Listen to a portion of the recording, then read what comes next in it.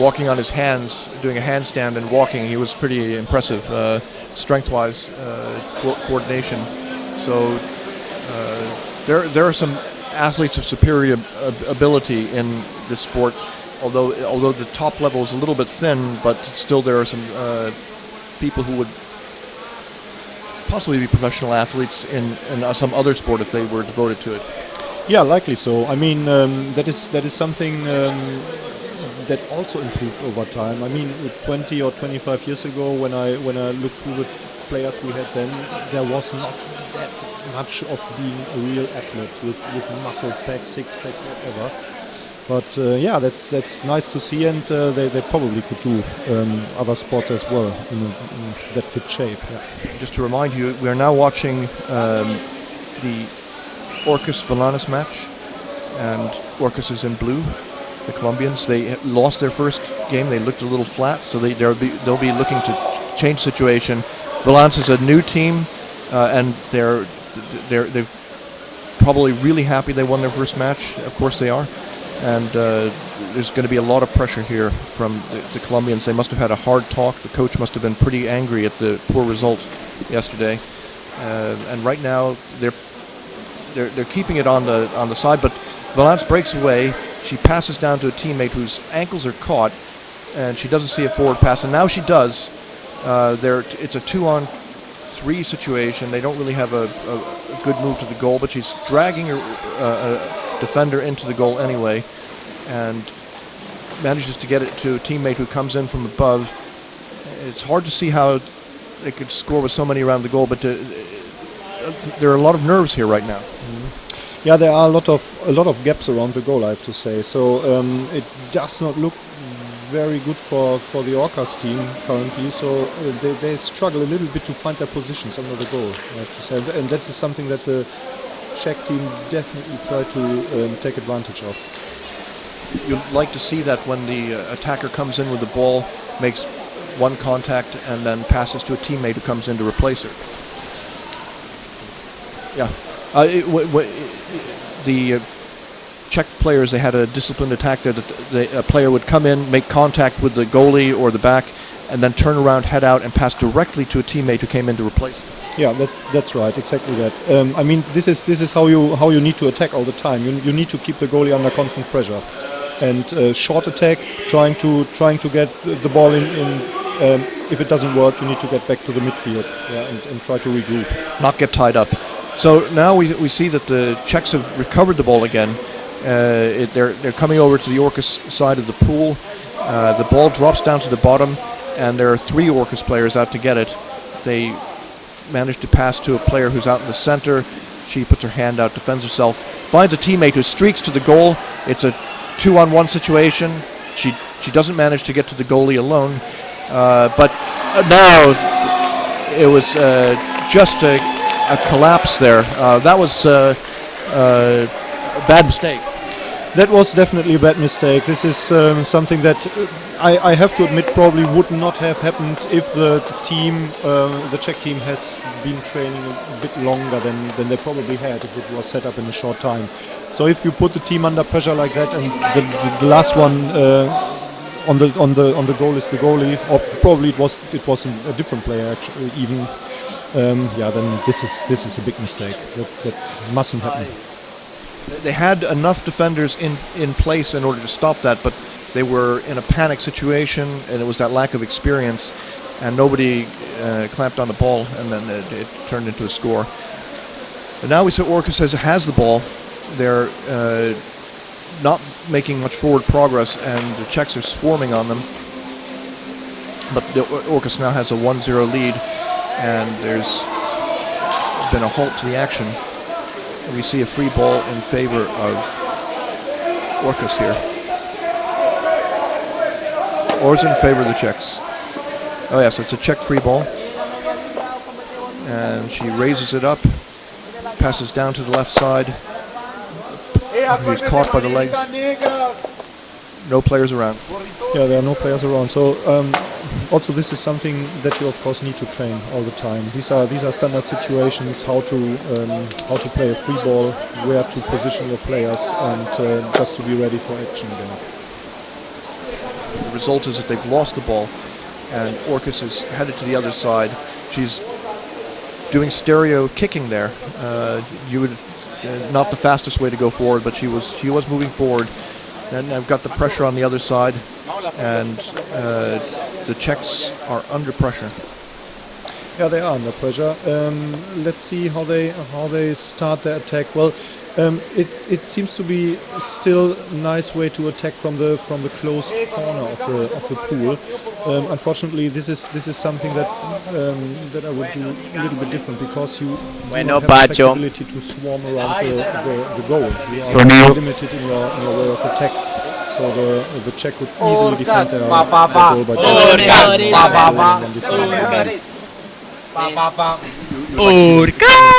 different directions, and really Colombians are good swimmers and have good 3D sense of the game, so you would expect them to be a little more dynamic in that aspect.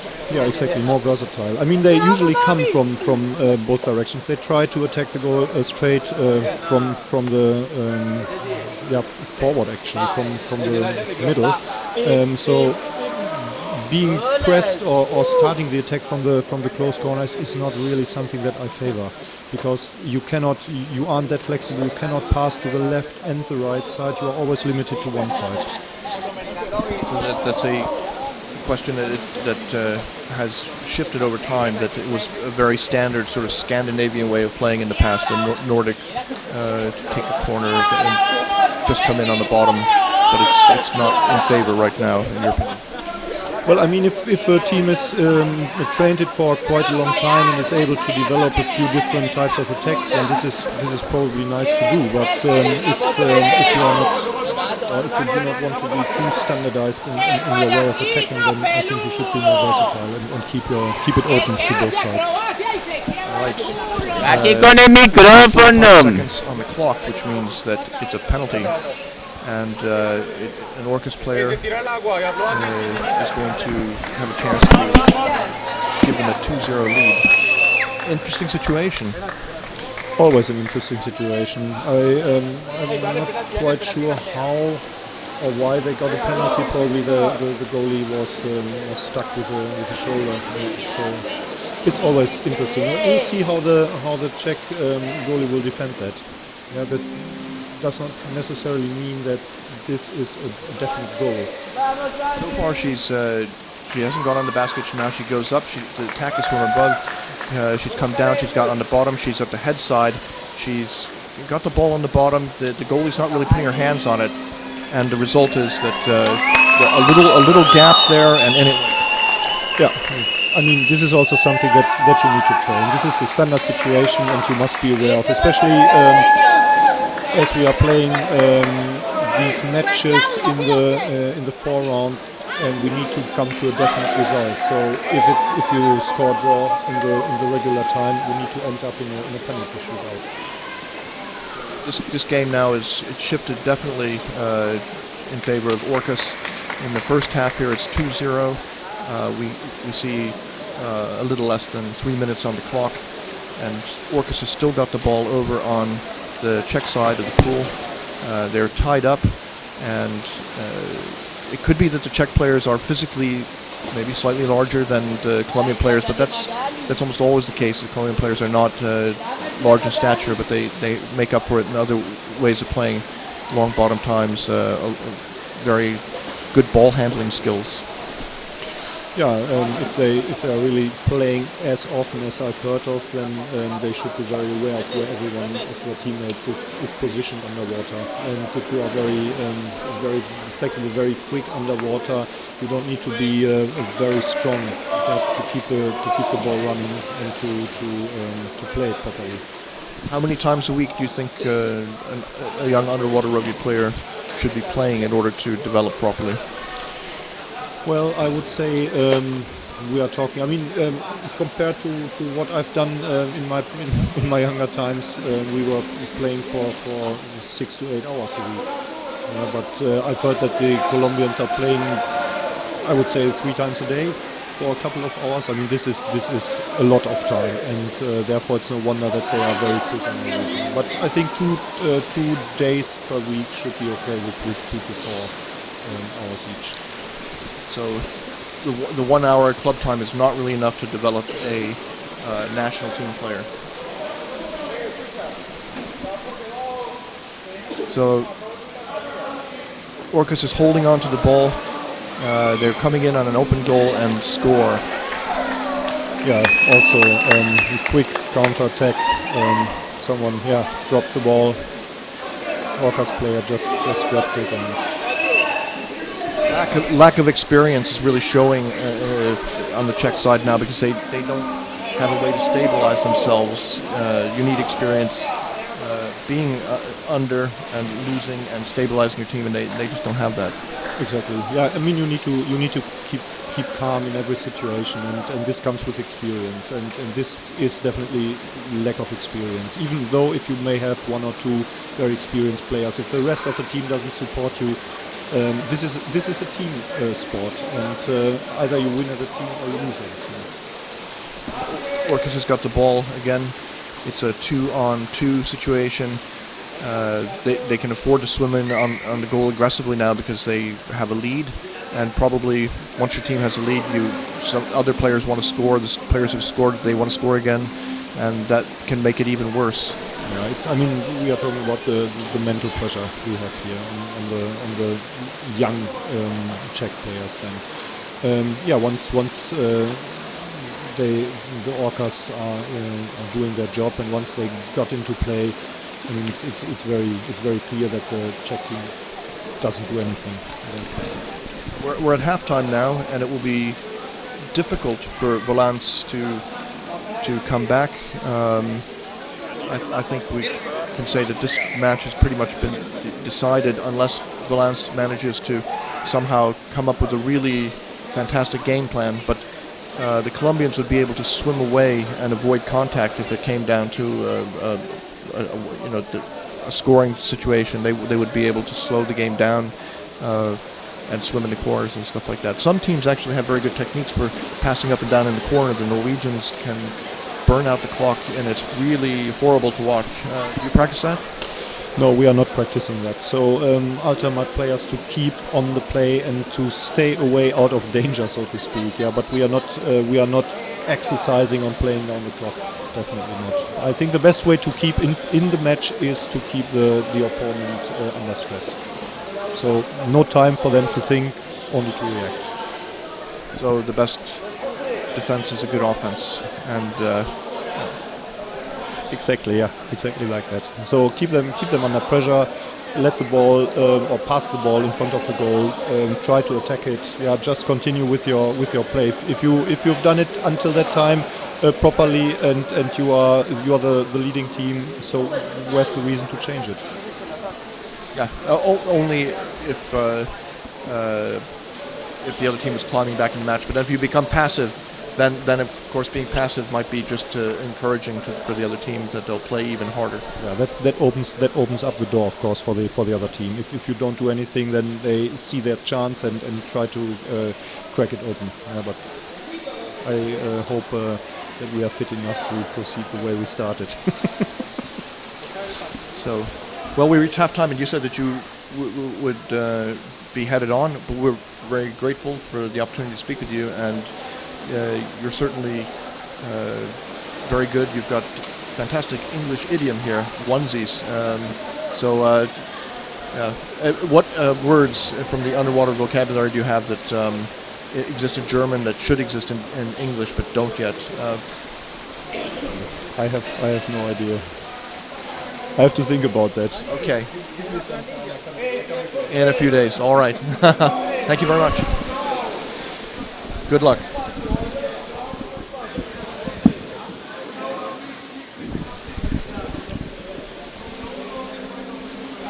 So we are now into the second half of Orcas and Volans. Orcas has a commanding 3-0 lead. And there's really a question now, what can this young Czech, this new Czech team come up with in order to counteract this pretty depressing first half? They're certainly trying, but they've lacked stable defense, and they've made mistakes. Now the ball's tied up on the surface. It's getting pushed, but not really going anywhere. And the referees halt the action and call a free ball in favor of Orcas. Czech players go down and cover their goal. The goalie's there. The ball's in action. Orcas players coming in from the right side. She passes to a teammate, and the whistle's blown. Could they have gone out of the playing zone? The ball drops to the bottom.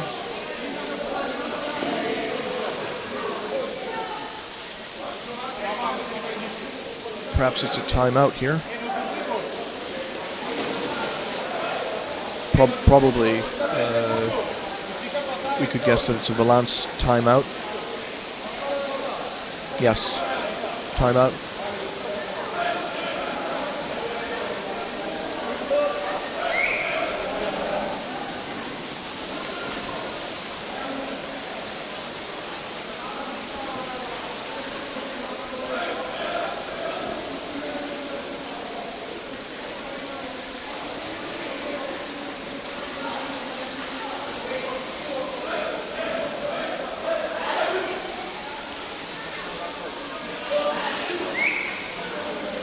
All right.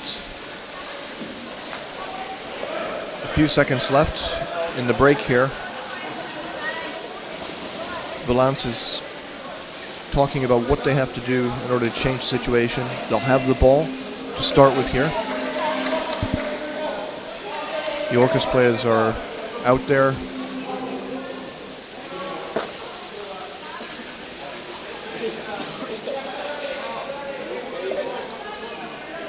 Now we see the Czech team with the ball.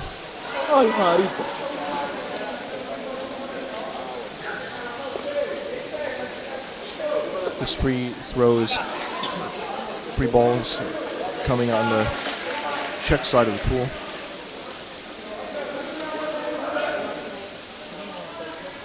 The clock is rolling again.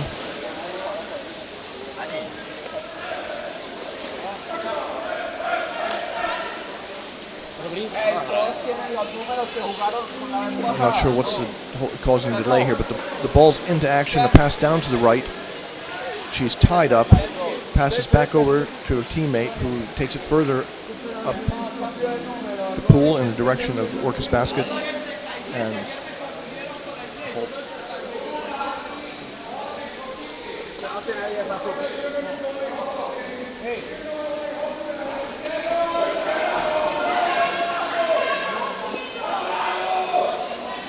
another free ball. Orcas is protecting their goal. A lone Czech attacker comes in. She's tied up. She's got two Orcas players tugging at her. They're on the surface now. Orcas is protecting their goal. They've got a lot of players down there, plenty of air. And will the Czechs be able to come over? They do. They pass down to a player on the right side.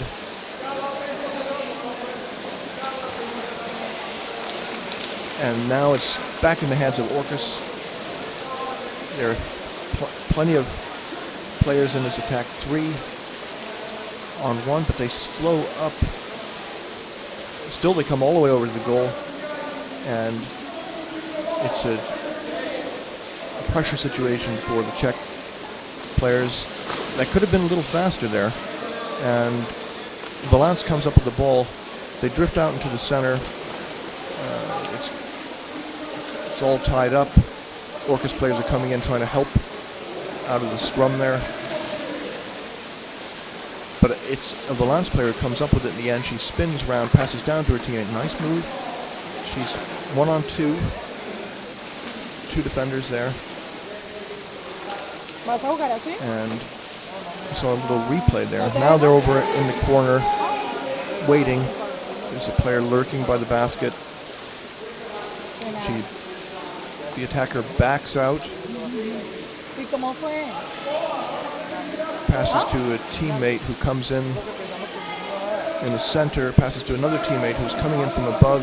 She's got a face full of fins. She passes to another teammate who's under pressure. She twists and turns. She's got it to a teammate on the right. The defenders are firmly in place, so we don't see any goal threat there. There's a pass down, and it's intercepted. And then taken back again by Volans. The Volans player passes down to her teammate who's on the bottom, and then over into the corner. And she's going to push off the wall now. She heads back upwards, and then another pass down to the right. Not a heavy threat on the goal, but now she had a situation where she could have gone in on the goalie, but instead she's tied up. She passes to her teammate, who heads back out into the center, down. It's a lazy, drifting sort of movement. She turns around. She's got the ball behind her back. The Colombians hassling her. And there are only 4 minutes left in the game, really, now. Volans has been unable to get on the scoreboard. The Colombians haven't really pushed as hard maybe in this second half with their 3-0 lead. They haven't felt the need. And the ball's bobbled back and forth. Ends up with Volans. They're hovering, a bit tentative. They pass down to a player who's coming in from the left but without any speed or determination. Now another player's begun a grind on the right, trying to build something through physical contest. It ends up costing them the ball. Their Colombian player jerks free of the opponent. She passes forward to a teammate who's covered, but with some good handwork, she manages to pass the ball away to another Orcas player on the left side. And a sloppy ball handling leads to an exchange. And Volans is headed to the other side of the pool with approximately 3 minutes left. They're tied up. This is not going to change in the time of 3 minutes, really. Volans needs to get a score quickly in order to have any chance of getting back into this match. And the Colombians are content now to push the scrum across the pool. Orcas player finally jerks it away, but she's out of bounds. So it's going to be a free ball in favor of Volans. Time is ticking away. Around less than 2.5 minutes left in the game. They put the ball into play. A Volans player comes under attack. She passes to a teammate who also comes under attack. And the forechecking is pretty tough right now. It results in an exchange of the possession. And Orcas is headed to the other side. They've got two players there. And she's going to pass back into a player on the side. Orcas has the ball in the corner. The forechecking is pretty hard, but now there's a bit of chaos around the goal. Orcas is putting on a scoring threat. They drift up, and the Czechs are destabilized right now. They don't have a defender lying on the bottom. The referee halts play. It's going to be a free ball in favor of Orcas. And here they come. She lifts the ball, puts it, passes to the back, who swims down, passes to another player on the bottom. She's twisting around and passes to another player on the bottom. They're coming in from the left side. There's a lot of pressure. Will there be another crack in Volans' defense here? Halt to action.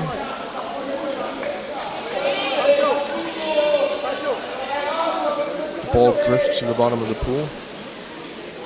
And it looks as if it's going to be a free ball in favor of Volans, who have approximately half a minute left in this game.